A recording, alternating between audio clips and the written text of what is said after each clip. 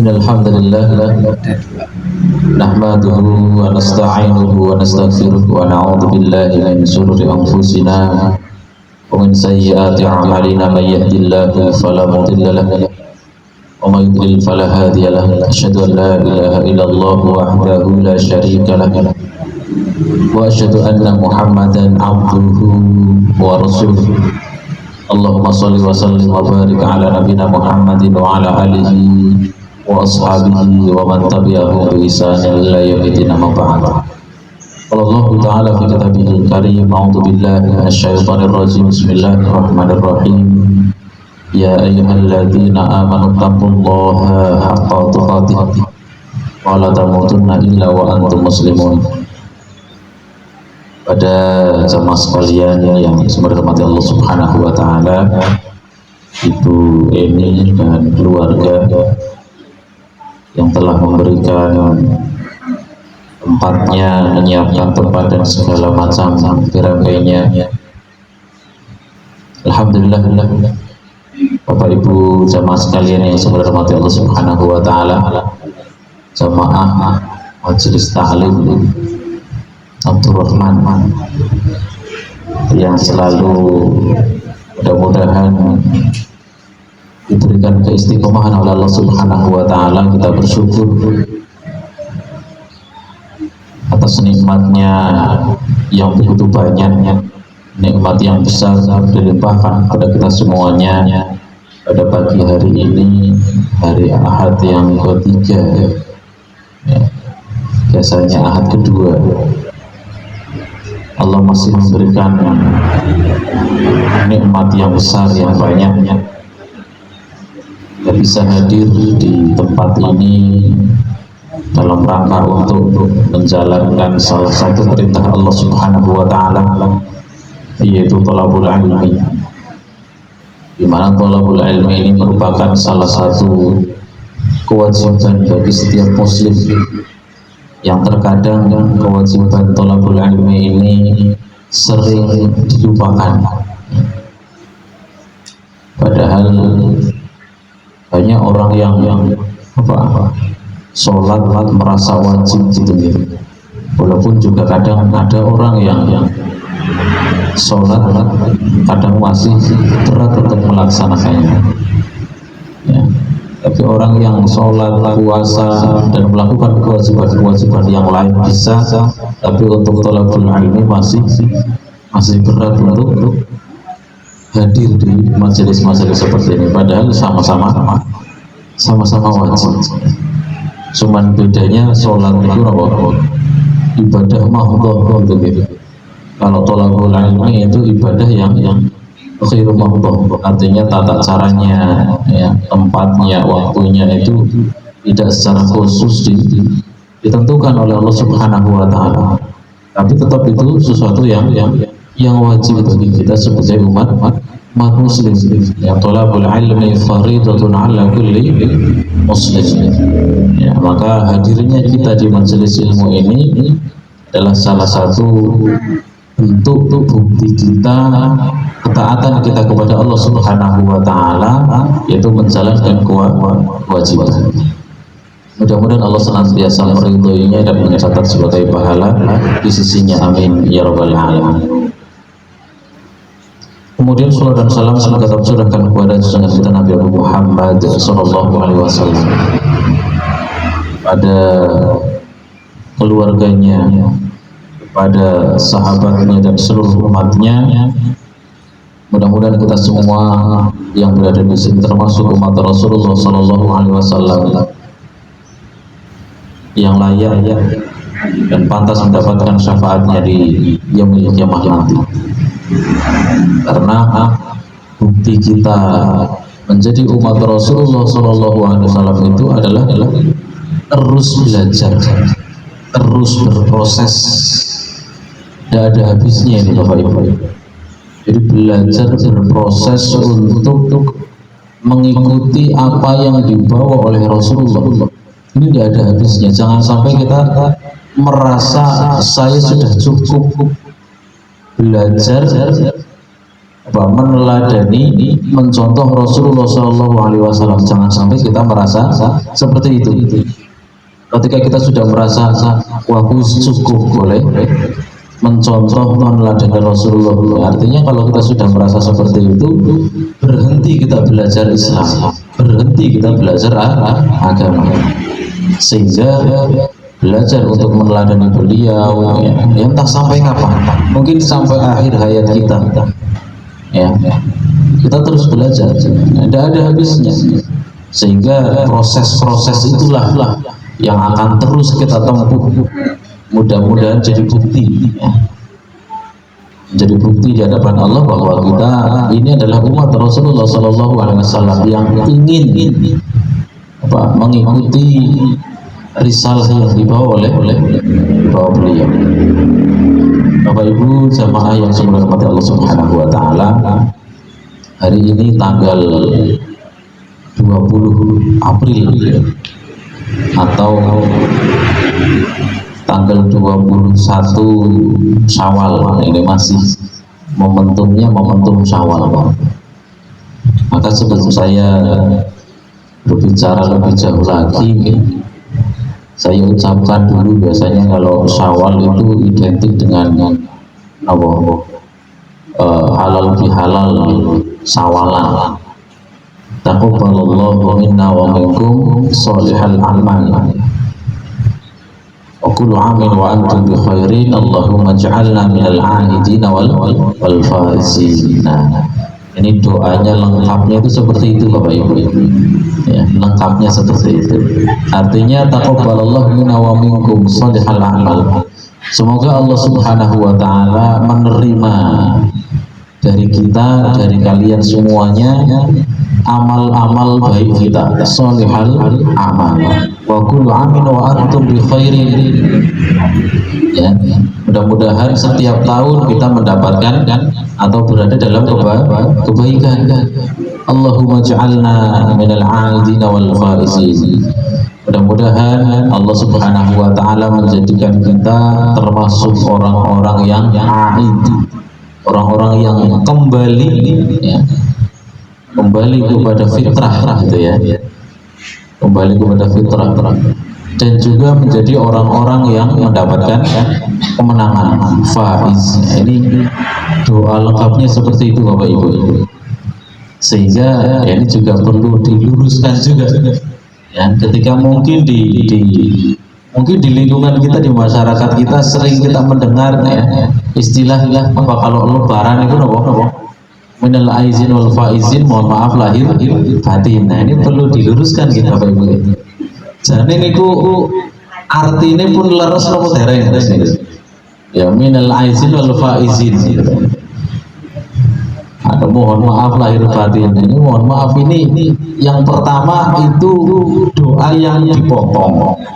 Ya, yang kedua itu bukan artinya, itu bukan artinya. Ya.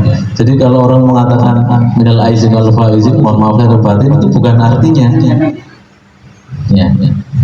Kalau diartikan secara tekstual, ya, minal aizin wal faizin itu juga artinya nggak jelas karena itu terpotong. Minal aizin wal faizin, min itu dari, termasuk, aid itu orang-orang yang kembali, wal faiz orang-orang yang mendapatkan kemenangan. Nah, cuma itu saja. Tapi kalau misalnya kita mau doanya tambah sedikit lah, Allahumma ja'alna, atau ja'alallahu lana wa iyyakum, mudah-mudahan ya Allah jadikanlah kami termasuk orang-orang yang aid, orang yang kembali, wal faizin itu sama orang-orang yang mendapatkan kemenangan. Nah, itu minimal tambah Allahumma ja'alna lah. Tapi kalau minal aizin wal faizin itu artinya tidak pas, apalagi mohon maaf lahir batin. Nah, ini perlu diluruskan ya Bapak Ibu. Nah, kemudian istilah Idul Fitri itu apa? Nah, ini ada kaitannya juga. Karena kata-kata aid, ya, itu isim fa'il, dalam bahasa Arab isim fa'il, atau kalau dalam bahasa Indonesia itu subjek, ya, orang-orang yang kembali, ya. Jadi sama juga satu akar kata dengan Aid, ya, Idul Fitri. Ya, Idul Fitri itu artinya apa Pak? Kembali nopo ya. Aid itu kembali dari kata ada ya aidu, kembali. Ya. Subjeknya atau isim fa'ilnya itu aid. Ya, aid itu bisa dimaknai sebagai kata perintah, ya. Fil amr. Ya. Kembali fitri itu maknanya bisa dua. Ya. Fitri itu kalau dimaknai secara bahasa adalah sarapan Bapak Ibu. Ya, jadi fitri itu kalau diartikan secara bahasa sarapan Pak. Dalam bahasa Arab itu ada istilah tanawalul futur, itu artinya sarapan Pak. Tanawalul ghoda itu artinya makan siang. Tanawalul asya itu makan malam. Atau kalau misalnya kemarin Ramadan kita ingat ada istilah iftar jama'i, yaitu buka bersama. Jadi fitri itu kalau secara bahasa maknanya adalah sarapan atau makan. Ya. Kenapa kok dinamakan Idul Fitri itu kembali sarapan? Karena selama Ramadan, ya, satu bulan itu kita tidak pernah sarapan. Adanya sahur, ya. Jadi Ramadan tidak pernah sarapan kita. Adanya makan sahur. Idul Fitri tanggal 1 itu kita kembali boleh makan pagi, sarapan. Maka Idul Fitri itu jadi secara bahasa maknanya kembali makan pagi. Ini kalau dimaknai secara bahasa. Karena dalam hadis juga Rasulullah SAW bersabda, liso'im farhatani. Ini hadis sering dibaca ketika Ramadan ini. Liso'im farhatani, farhatun 'inda fitrihi wa farhatun 'inda liqa'i rabbih. Bagi orang yang berpuasa itu ada dua kebahagiaan, memiliki dua kebahagiaan. Yang pertama adalah farhatun 'inda fitrihi. Nah ini. Farhatun 'inda fitrihi itu artinya kebahagiaan orang yang berpuasa yang pertama adalah bahagia ketika dia berbuka. Jadi nek wong buka puasa niku seneng boten niku. Seneng gitu. Mesti ditunggoni terus yang biasanya. Jam 5 ditunggoni kurang sejam maning gitu kan. Kurang setengah jam ditunggoni maning, kurang setengah jam maning kok delet maning gitu kan. Kurang 10 menit 15 kurang 10 5 menit wis bukane wis siap kabeh gitu kan. Engko tasih kurang 5 menit maning. Tunggu morning gitu kan. Nah, ini orang yang buka puasa ya, kita ingat kemarin itu mesti ditunggu-tunggu, orang senang bahagia. Maka ini kebahagiaan orang yang berpuasa yang pertama adalah farhatun 'inda fitrihi, ketika berbuka. Atau maknanya itu ya 'inda fitri ya ketika Idul Fitri. Idul Fitri kan seringnya kan wong mesti seneng gitu kan. Sing wong pun sepuh gitu ya, wong tua gitu. Nek Idul Fitri kan seneng anak putune pada kumpul gitu kan. Nah, yang di kampung-kampung Idul Fitri pada kumpul. Nah, orang-orang yang merantau juga seneng pulang kampung gitu kan. Nah, ini kan senang ya. Jadi ini yang pertama. Kemudian yang kedua, ya, kebahagiaan orang yang berpuasa kedua adalah farhatun 'inda liqa'i rabbih. Adalah kebahagiaan ketika dia bertemu dengan Tuhannya. Maka kembalikan kepada makna secara bahasa. Idul Fitri itu kalau secara bahasa maknanya kembali sarapan, kembali makan. Kemudian yang kedua, kalau dimaknai secara istilah, nah ini yang kadang mungkin kita sering mendengar. Idul Fitri itu kembali fitrah, kembali suci. Jadi dasarnya mana gitu kan? Ya, ini kalau dimaknai secara istilah atau secara syar'i itu dasarnya adalah hadis Rasulullah SAW yang diriwayatkan oleh Ahmad. Rasulullah bersabda, Innallaha azza wa jalla faradu siyam Ramadan faman shamahu wa qamahu ihtisaban kharaja minad dunubi ka yaumi waladathu ummuhu. Kata Rasulullah SAW, sesungguhnya Allah Subhanahu wa taala mewajibkan puasa Ramadan. Barang siapa yang berpuasa dan melakukan qiyam Ramadan. Ya. Jadi puasanya yo apik, kemudian qiyam Ramadan itu tarawih beserta dengan ibadah-ibadah yang lain. Ihtisaban dengan sebenar-benarnya, sebaik-baiknya, dengan berharap ridho Allah Subhanahu wa Ta'ala. Maka kata Rasulullah SAW, kharaja minad dunubi, orang itu keluar dari dosanya. Ya, kayu miwaladatu umuhu, sebagaimana atau seperti seorang atau bayi lahir yang keluar dari perut ibunya. Jadi syaratnya kalau kita ingin diampuni dosanya oleh Allah Subhanahu wa Ta'ala seperti bayi yang baru lahir ketika Ramadan adalah baik ibadahnya, bukan hanya sekedar baik saja tapi juga banyak gitu kan. Jadi kita harus memperhatikan kualitas dan kuantitas ibadah kita selama Ramadan. Perkara kualitas ibadah itu adalah bagaimana ibadah kita ikhlas betul karena Allah Subhanahu wa Ta'ala. Ikhlas. Yang kedua adalah khusyuk sesuai dengan apa yang dicontohkan, yang diperintahkan oleh Allah dan Rasulnya. Ini perkara kualitas. Tapi kalau perkara kuantitas ibadah kita yuk banyaknya. Jangan cuma ukur pisan gitu kan. Tapi banyak. Jadi kita dalam beribadah juga dituntut untuk menjaga kualitasnya dan menjaga kuantitasnya.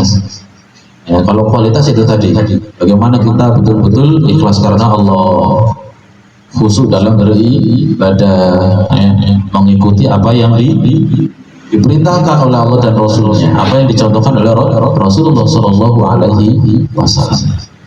Kemudian Bapak Ibu yang dimuliakan Allah Subhanahu wa Ta'ala, ketika kita berada pada bulan Syawal, dalam bulan Syawal ini merupakan ya, kalau di tradisi kita ini tradisi yang baik ya. Ada acara syawalan, ya, ada acara halal bihalal ya. Ini tradisi yang baik yang memang ini berdasarkan Al-Quran. Ya, Allah Subhanahu wa Ta'ala berfirman dalam Quran surat Al-Baqarah 143. Tidak ada secara khusus memang menyuruh kita untuk melakukan seperti ini. Tapi ini adalah mengamalkan ayat Al-Quran surat Al-Baqarah 143. Allah berfirman, a'udzubillahi minasyaitonir rajim, wa kadzalika ja'alnakum ummatan wasatan. Dan telah kami jadikan kalian umat Islam itu sebagai umat yang pertengahan, seimbang. Maka kita mengenal ada istilah agama yang wasatiyah, pertengahan, tawazun, tawasut.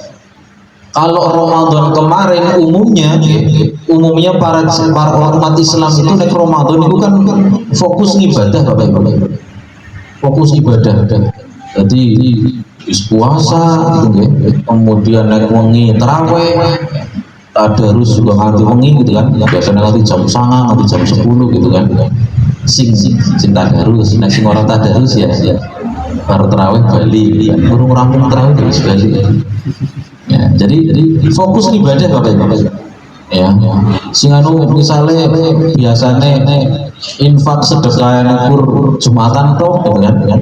Ramadan wah semangat masih takjil gitu kan, biasanya di musola di masjid tuh. Saya takjil ya. Besok lagi makan besar. Nah, ini semangat kalau orang beribadah ya ketika Ramadan. Nah, Ramadan ketika umumnya orang Islam itu fokus untuk beribadah yang itu adalah hablum minallah, maka Syawal itu kita gunakan untuk memperbaiki hubungan dengan sesama manusia. Hablum minanas juga perlu kita imbangi Bapak Ibu. Jadi orang Islam itu ya harus seimbang itu antara hablum minallahnya dan hablum minanasnya, antara hubungan vertikal dan horizontal. Vertikal itu adalah hubungan seorang hamba dengan Tuhannya, yaitu Allah Subhanahu wa Ta'ala. Kalau hubungan horizontal itu antara makhluk sesama manusia dengan lingkungan, dengan alam semesta. Ini kan semuanya makhluk Allah Subhanahu wa Ta'ala, harus seimbang Bapak-Bapak. Jangan kemudian salah satunya saja, salah satunya ya masih kurang.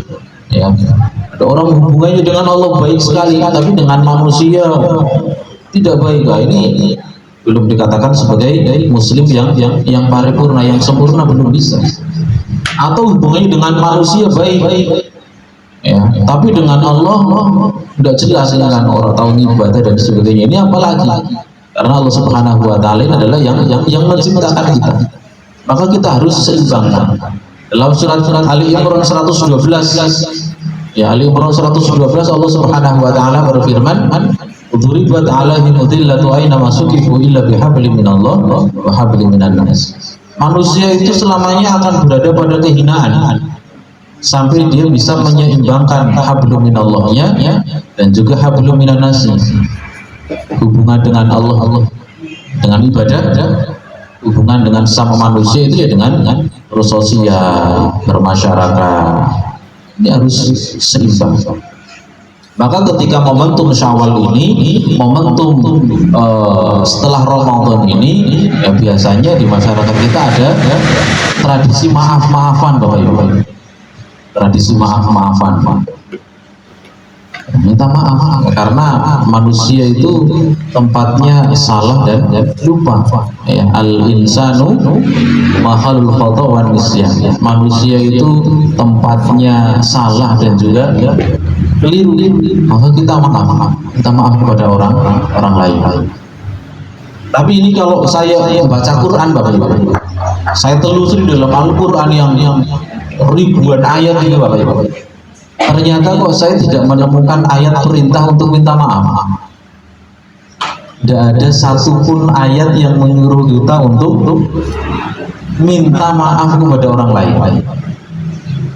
Yang ada bahwa ayat yang menyuruh kita untuk memberikan maaf. Ini coba mas-mas ini yang mbak atau mbak ini yang masih muda, ya, cari saja. Sekarang kan ada teknologi canggih gitu ya, apa itu, ChatGPT, bisa tanya apa saja, tanya saja ayat-ayat ya dalam Al-Quran tentang minta maaf. Adanya memberikan maaf, nanti bisa ditemukan, bisa ditanya itu. Jadi ChatGPT itu untuk belajar, Bapak Ibu. Jangan cuma untuk buat gambar Ghibli gitu. Kemarin Ramadan atau Idul Fitri itu, ya, gambar Ghibli kabeh gitu kan. Ya. Tanya itu, nanti akan ketahuan ayat-ayatnya itu. Allah memerintahkan kita untuk memberi maaf sebelum orang lain minta maaf. Ya. Minta maaf bahkan perintahnya nggak kita temukan, Bapak Ibu. Artinya Pak, ya, kalau kita tanya juga, mana yang lebih berat antara minta maaf dengan memberi maaf? Memberi maaf itu ternyata lebih sulit, Bapak Ibu. Ya, kalau orang minta maaf itu karena dia merasa salah. Nah, itu walaupun kadang orang harap jaluk maaf juga angel gitu kan, gengsi dan sebagainya, tapi itu jauh lebih ringan, lebih mudah dibandingkan kita memberi maaf. Ya.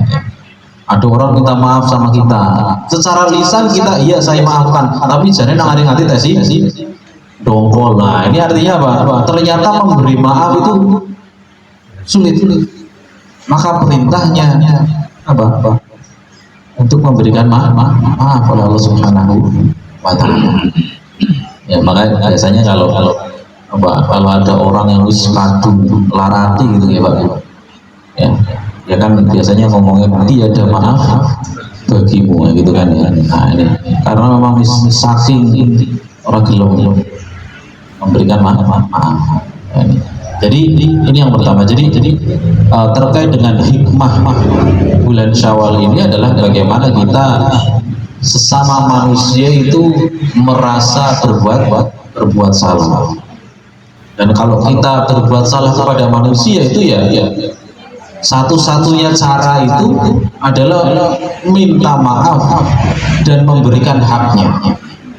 Kalau di dalam tafsir Ibnu Katsir ya, syarat orang taubat, taubatan nasuha itu ada 3 kata Ibnu Katsir. Ini kalau dia berdosa kepada Allah, syaratnya 3. Yang pertama adalah ketika orang bertaubat dengan taubatan nasuha, dia harus menyesal, ya. At-taubatu an-nadamatu. Taubat itu penyesalan yang pertama. Kemudian yang kedua, kata Ibnu Katsir mengatakan bahwasanya syarat taubat yang kedua adalah dia harus berhenti dari perbuatan dosanya, ya, dan juga berazam, bertekad untuk tidak mengulangi lagi. Ini yang kedua. Kemudian yang ketiga, kata Ibnu Katsir, adalah orang yang bertaubat dengan taubatan nasuha, setelah dia menyesali, berazam untuk tidak mengulangi lagi, berhenti. Kemudian yang ketiga, ditutup dengan perbuatan baik, ya. Hadisnya kan wa'adu isayyatul hasanata tamhuha. Hendaknya perbuatan burukmu itu kamu ikuti atau ditutup dengan al-hasanah, perbuatan baik, sehingga perbuatan baik itu tamhuha, menghapus dosa atau perbuatan buruk. Itu kalau menurut Ibnu Katsir ada 3. Tapi kalau Al-Ghazali nambah, Al-Ghazali menambahkan ini kalau kaitannya dosa seorang hamba kepada Allah. Ini masih kaitannya dosa hamba dengan Allah. Kalau Al-Ghazali menambahkan 1, orang yang taubatan nasuha itu ketika dia merasa berbuat salah, menyesali perbuatannya, dia jangan menyalahkan orang lain. Ada orang mengaku salah tapi juga menyalahkan orang lain, ada, ya. Mesti ini ada. Nah ini kalau kata Al-Ghazali bukan taubatan nasuha. Contohnya gimana? Ya. Ada orang korupsi misalnya gitu. Korupsinya 271 triliun misalnya. Ya. Dia mengakui kalau dia melakukan perbuatan itu, tapi dia masih membela diri. Saya melakukan itu karena apa? Teman-teman saya, ya, circle-nya memang seperti itu semua. Naik arep menghindari seperti itu ya angel gitu. Nah ini apa? Dia merasa dirinya salah, tapi juga menyalahkan orang lain, kanca-kancane pinggirnya gitu. Nah ini belum taubatan nasuha. Ya. Taubatan nasuha itu adalah ketika dia mengakui kesalahannya, dia nggak perlu menyalahkan orang lain. Aku apa misalnya ada tekanan dan sebagainya, ini kan menyalahkan orang lain. Ya salahnya kamu tergoda kan gitu kan. Kalau kamu nggak tergoda ya nggak bakalan. Ya, karena para nabi mencontohkan kita itu ketika para nabi ini juga melakukan satu kesalahan, kekeliruan, kekhilafan. Nabi Adam alaihissalam contohnya misalnya. Nabi Adam itu ketika digoda oleh iblis sehingga dikeluarkan dari surga, apakah Nabi Adam menyalahkan iblis? Tidak. Bahkan di dalam Al-Quran itu ada Al-A'raf itu kalau nggak salah itu. Jadi kalimat penyesalannya Nabi Adam alaihissalam itu ketika digoda oleh iblis adalah Rabbana zalamna anfusana wa illam taghfir lana wa tarhamna lanakunanna minal khosirin. Itu doa apa? Bukan doa ya. Kalimat penyesalannya Nabi Adam alaihissalam. Artinya apa? Rabbana zalamna anfusana, wahai Rabb kami, wahai Tuhan kami. Ya, kami telah mendolimi diri kami sendiri. Dolamna anfusana. Fa illam taghfir lana wa tarhamna. Jika engkau tidak mengampuni kami dan juga tidak merahmati kami, lanakunanna minal khosirin. Sungguh kami termasuk orang-orang yang rugi. Ini kalimatnya Nabi Adam alaihissalam. Jadi kami telah mendolimi diri kami sendiri gitu kan. Minta maaf, istighfar, ya. Minta diampuni oleh Allah Subhanahu wa taala, minta dirahmati, dikasih kasih sayang oleh Allah Subhanahu wa taala. Ini tidak menyalahkan iblis. Ya Allah, kenapa engkau menciptakan iblis? Malah nyalahkan Allah gitu kan. Kalau menyalahkan itu malah kalimat menyalahkan Allah. Ya Allah, saya makan buah huldi gitu kan katanya. Buah huldi gitu Pak. Padahal buah khuldi itu yang ngasih nama buah khuldi itu iblis Bapak Ibu. Ya. Di dalam Al-Quran itu Allah cuma pesan sama Adam alaihissalam, wala taqraba hadhihi syajarah, jangan kamu mendekati pohon ini, gitu kan? Tidak disebutkan ini pohon apa, buahnya apa namanya, ya. Nah, ketika Adam sudah berusaha untuk menjauhi pohon larangan itu, iblis bisiki sama Adam, ya Adam, kamu tahu nggak itu pohon itu, ya, kalau kamu makan, kenapa kamu nggak boleh makan buah dari pohon itu, gitu kan? Ya, karena kalau kamu makan buah itu, ya, itu kamu akan kekal di sini, gitu kan? Buah kekekalan itu artinya khuld, ya, buah khuldi, ya, syajaratul khuldi. Ya, jadi yang ngasih nama buah atau pohon kekekalan itu ternyata iblis, gitu kan? Dalam Al-Quran, ya, Allah Subhanahu wa Ta'ala pesannya sama Adam itu wala taqrabu hadhihi syajarah, jangan kamu dekati pohon itu, ya. Tapi apa namanya,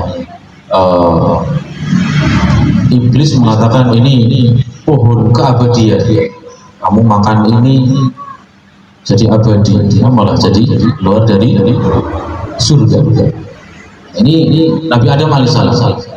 Kemudian Nabi Yunus alaihissalam, ya, ketika meninggalkan kaumnya, ya, kemudian diberi peringatan oleh Allah Subhanahu wa Ta'ala dimakan ikan paus, gitu kan, ya. Di dalam perut ikan paus, Nabi Yunus alaihissalam itu berzikir dengan kalimat-kalimat penyesalan. Dalam surat Al-Anbiya, kalimatnya Nabi Yunus ketika dalam perut ikan adalah la ilaha illa anta subhanaka inni kuntu minadh dhalimin.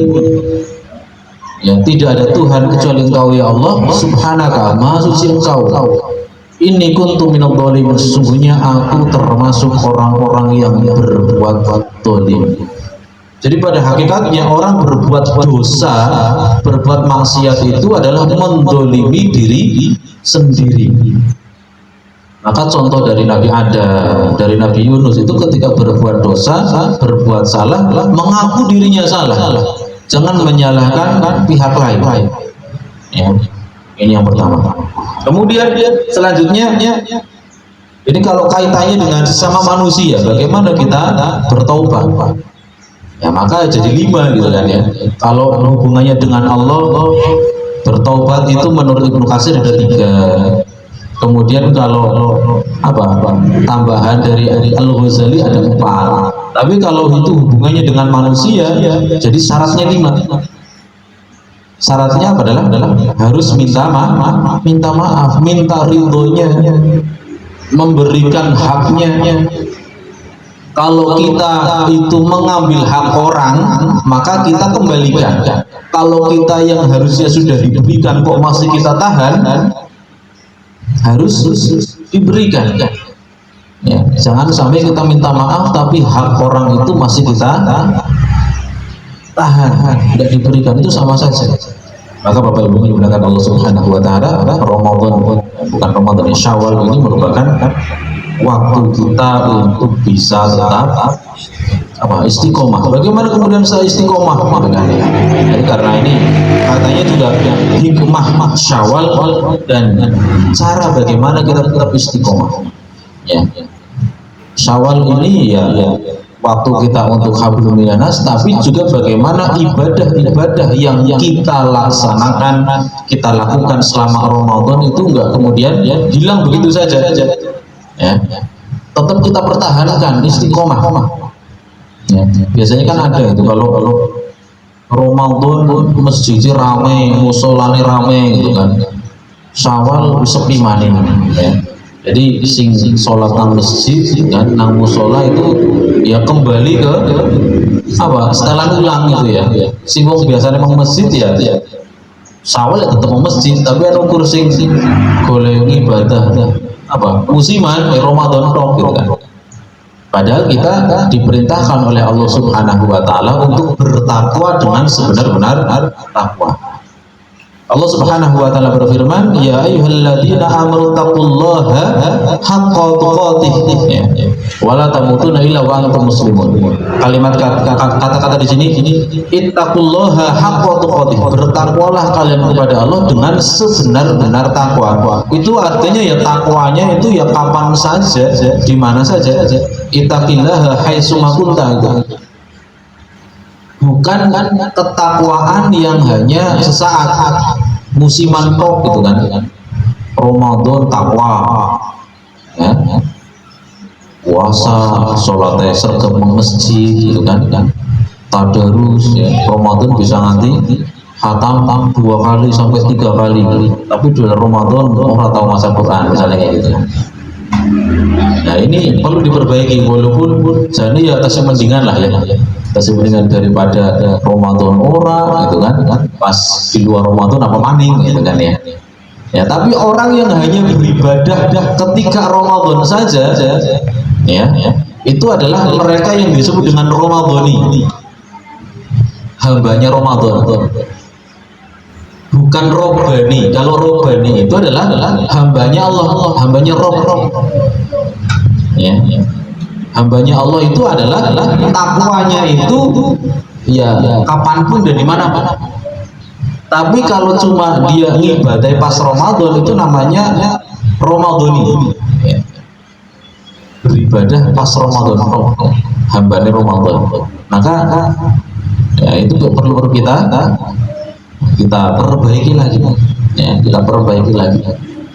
Kita diperintahkan oleh Allah Subhanahu wa taala untuk terus berusaha istiqomah. Dalam surat Hud misalnya ayat 112, Allah Subhanahu wa taala berfirman, "A'udzubillahi minasyaitonir rajim, fastaqim kama umirta wa man tabi'aka fala tadghaw innahu bima ta'maluna basir." Hendaknya kalian itu istiqomah, terus berada pada jalan kebaikan sebagaimana apa yang diperintahkan kepadamu, dan barang siapa bertaubat bersamamu maka hendaknya jangan kalian berlebih-lebihan. Maka Bapak Ibu yang dimuliakan Allah Subhanahu wa taala, ya, Ramadan usai, Syawal hendaknya ibadah kita jangan selesai, tetap kita lanjutkan. Nah yang menjadi pertanyaan adalah bagaimana cara kita untuk tetap berusaha istiqomah dalam ketaatan, istiqomah dalam kebaikan. Karena Ramadan wis apik, jangan sampai hari setelah Ramadan kok tambah buruk. Dalam sebuah hadis, ya, Rasulullah SAW bersabda, "Man kana yaumuhu khairan min amsihi fahuwa rabih. Wa man kana yaumuhu misla amsihi fahuwa maghbunun. Wa man kana yaumuhu syarran min amsihi fahuwa ma'lunun." Barang siapa yang hari ini lebih baik daripada kemarin, maka dia termasuk orang yang beruntung. Barang siapa yang hari ini sama dengan hari kemarin, maka dia termasuk orang yang rugi. Dan barang siapa yang hari ini kok lebih buruk daripada kemarin, maka dia termasuk orang yang celaka. Kita sebagai kaum muslimin tentunya nggak ada pilihan lain. Kita inginnya pilihan yang pertama menjadi orang yang beruntung. Kalau orang beruntung itu adalah ketika sekarang lebih baik daripada kemarin. Kalau nggak bisa, ya minimal ya kita pertahankan kebaikan-kebaikan dan ibadah-ibadah yang sudah kita lakukan selama bulan Ramadan. Ya. Ada 5 hal yang mungkin bisa menjadi catatan buat kita supaya ibadah kita tetap istiqomah.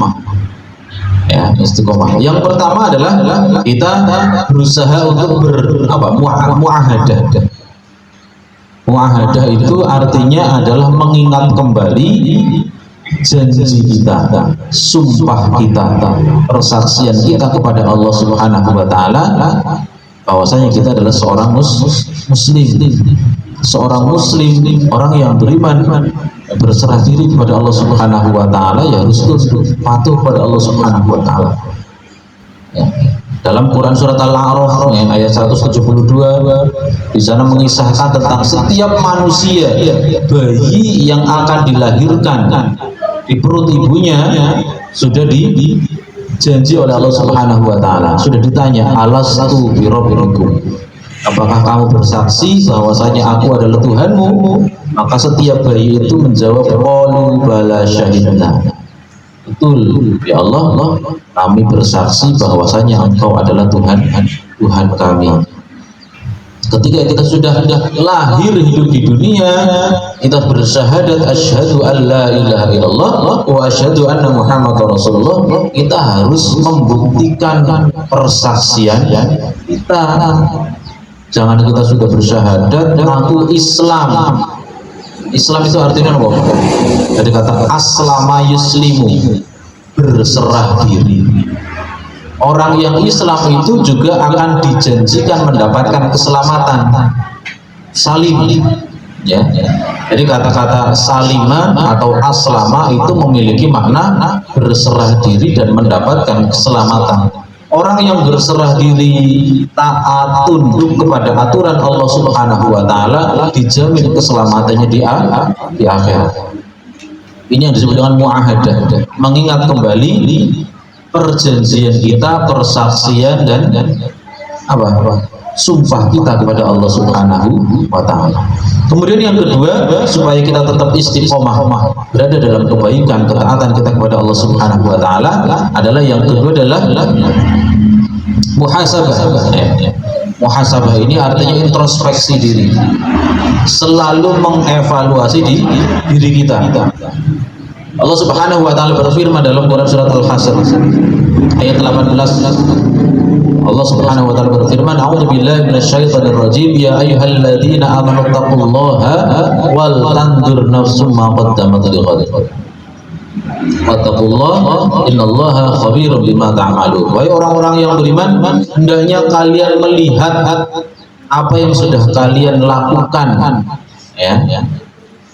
Diri kalian hari ini untuk hari esok, ya, atau kemarin untuk hari esok. Tujuannya adalah supaya kita melihat kita melakukan apa hari ini, besok kita bagaimana. Selalu evaluasi diri. Kalau kaulnya sahabat Umar bin Khattab itu, beliau mengatakan hasibu anfusakum qabla an tuhasib. Hisablah diri kalian sebagaimana atau sebelum nanti kalian dihisab di akhirat. Orang yang suka introspeksi diri, Bapak-Ibu, dia itu sibuk memperbaiki dirinya. Jadi kalau orang yang introspeksi itu kan tujuannya untuk memperbaiki diri kita supaya tambah baik. Orang yang sibuk memperbaiki dirinya tidak sempat untuk mencari-cari kesalahan orang lain. Ngapain kita mencari kesalahan orang-orang di sekitar kita, teman kita, saudara kita, tetangga kita? Wong kita sendiri masih banyak salahnya. Wong diri kita sendiri masih perlu diperbaiki lagi. Nah, orang yang seperti itu dia akan selalu husnuzon kepada orang lain. Ya. Husnuzonnya gimana? Kalau orang berbuat salah, kita nggak kemudian langsung menjustifikasi, oh salah dia, berdosa, oh dia maksiat dan sebagainya. Karena apa? Kita juga melihat diri kita masih banyak salahnya, masih banyak dosanya. Husnuzon. Nah, orang yang husnuzon dia akan rendah hati, tidak sombong, tidak takabur. Orang yang sombong itu bukan berarti ketika dipanggil namanya orang gelem jawab, itu bukan orang yang sombong, Bapak Ibu. Orang yang sombong itu adalah batorul haq wa ghamdun nas. Ya. Artinya menolak kebenaran yang datangnya dari Allah dan meremehkan manusia. Iblis dulu ketika dia diperintahkan untuk menghormati Nabi Adam atas perintah Allah, sujud kepada Adam, tapi bukan untuk menyembah, sujud kepada Adam untuk menghormati karena itu perintah Allah. Iblis kan menolak, ya. Menolaknya gimana? Khalaqtani min nar wa khalaqtahu min tin wa ana khairun minhu. Ya, engkau ciptakan aku dari api, sedangkan engkau ciptakan Adam dari tanah. Saya lebih baik daripada dia. Kata-kata ana khairun minhu itu menunjukkan kesombongan. Kalau kita kok merasa lebih baik daripada orang lain, ya merendahkan, menghina orang lain, nah itu sama saja sombong juga. Maka ketika seseorang itu selalu introspeksi, mengevaluasi diri, ya, muhasabah, insya Allah kita jauh dari sifat sombong. Karena kita juga banyak salahnya, kita merasa banyak dosanya. Ini yang kedua, Bapak Ibu. Kemudian yang ketiga, supaya kita terus istiqomah dalam kebaikan, ketaatan kita kepada Allah Subhanahu wa Ta'ala, adalah kita mujahadah. Mujahadah itu adalah bersungguh-sungguh. Bersungguh-sungguh dalam hal apa? Bersungguh-sungguh dalam kebaikan, ketaatan, dan bersungguh-sungguh menjaga diri kita dari perbuatan dosa dan maksiat. Kita harus punya prinsip, Bapak Ibu. Beragama itu harus punya prinsip. Ya. Jangan kemudian kita gampang malor ngidul karena kita tidak punya prinsip. Maka Allah Subhanahu wa Ta'ala berfirman dalam Quran surat Al-Ankabut ayat 69. A'udzu billahi minasyaitonir rajim walladzina jahadu fina lanahdiyannahum subulana wa innallaha lama'al muhsinin. Dan orang-orang yang bersungguh-sungguh berjihad di jalan kami, maka sungguh kami akan menunjukkan jalan kami padanya. Dan sungguhnya Allah Subhanahu wa Ta'ala selalu bersama orang-orang yang berbuat baik. Ini kalau kita memang mau sungguh-sungguh jadi orang benar, jadi orang baik, insya Allah dimudahkan oleh Allah. Maksudnya seperti itu. Kalau kita sudah punya keinginan, saya akan terus berada dalam kebaikan, ya, maka insya Allah Allah mudahkan. Tapi kalau kita itu urung temen bahasanya gitu, maka godaannya banyak, Bapak Ibu. Godaannya banyak, ya, sehingga ya, inilah yang perlu harus kita kuatkan. Mujahadah, ya, bertekad bersungguh-sungguh dalam kebaikan, bertekad menjauhkan diri untuk menjaga diri kita dari perbuatan dosa dan dosa maksiat. Kemudian selanjutnya yang keempat, Bapak Ibu.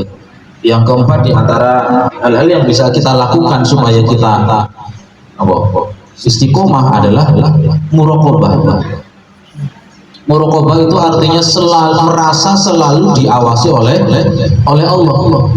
Merasa dilihat, diawasi oleh Allah Subhanahu wa Ta'ala. Ihsan juga. Ya. Kalimat ihsan itu, kata-kata ihsan itu dalam hadis, dalam hadis arba'in yang itu disebutkan adalah anta ubudallaha ka'annaka taruhu fa illam takun taruhu fa innahu yaraka. Engkau beribadah dan beraktivitas itu seolah-olah engkau melihat Allah. Walaupun kamu tidak bisa melihat Allah, sesungguhnya Allah itu maha melihat. Pasti melihatnya.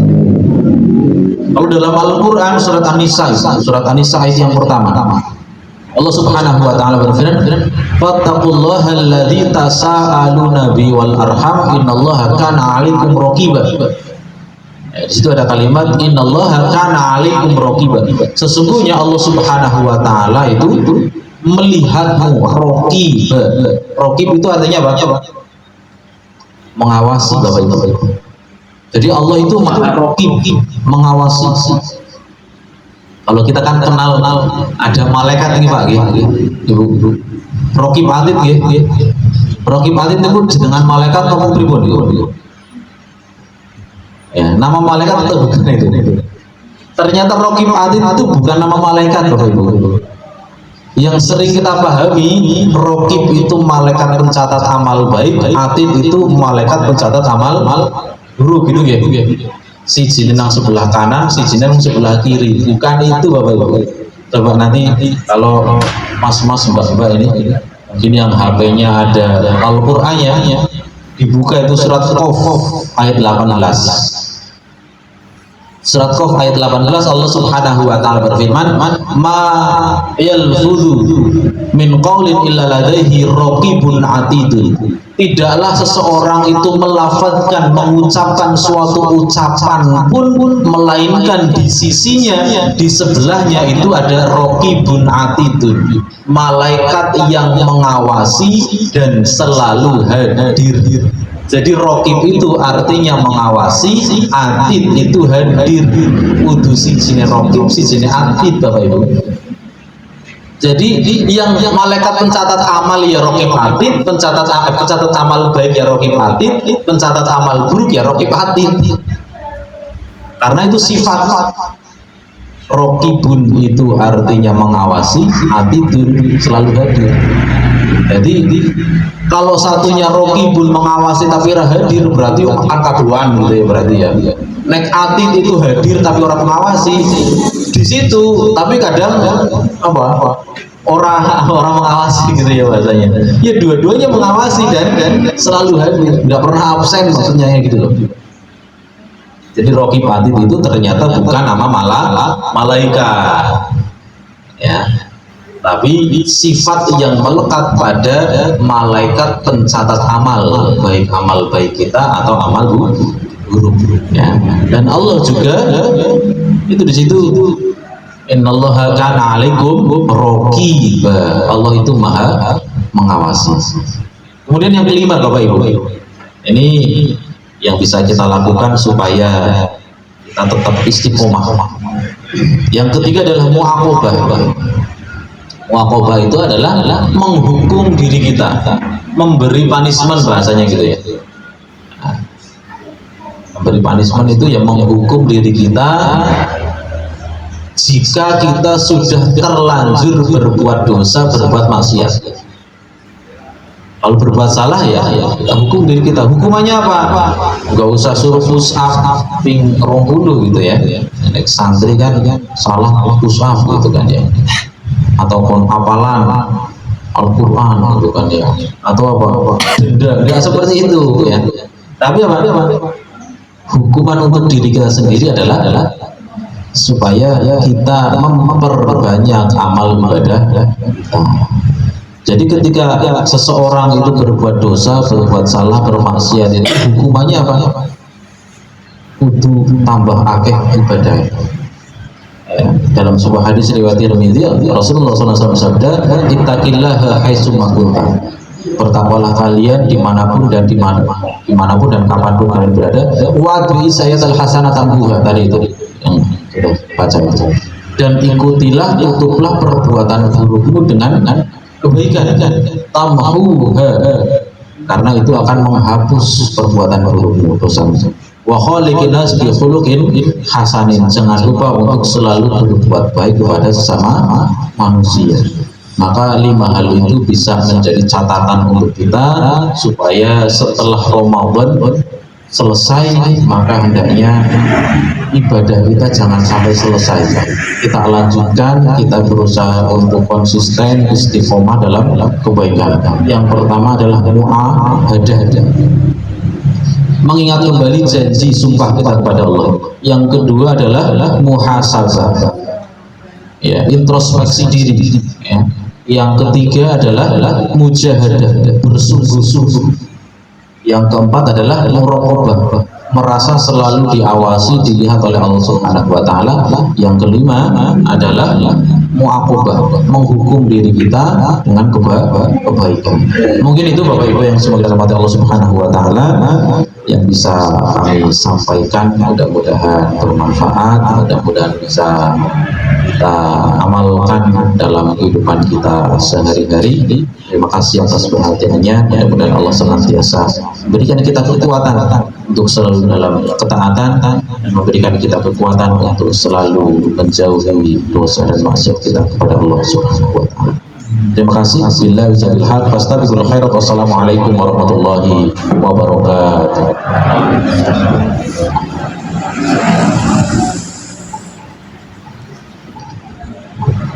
Jazakallahu khair kepada Ustaz Fuad Syarif Hidayatullah SPDI yang telah memberikan nasihat-nasihatnya terkait bagaimana kita agar tetap istiqomah melakukan amal kebaikan setelah sebulan lamanya kita mengikuti atau mengamalkan amal ibadah di bulan Ramadan. Dan dari bulan Syawal ini, tadi saya juga lupa setelah Syawal ini saya belum taqabbalallahu minna wa minkum gitu ya Bu ya. Dan dari pengurus majelis taklim ini, mohon maaf bila ada perbuatan yang selama kita bergaul ada yang kurang berkenan atau perkataan yang kurang berkenan di hati bapak-bapak ibu-ibu. Baik, demikian mungkin acara kajian pada pagi hari ini. Mungkin ada sedikit informasi, Bu. Informasinya mungkin terkait masih ada terbuka lebar Bapak Ibu infak atau wakaf tunai untuk pembangunan panti Tafidz Suhudi Adimulyo yang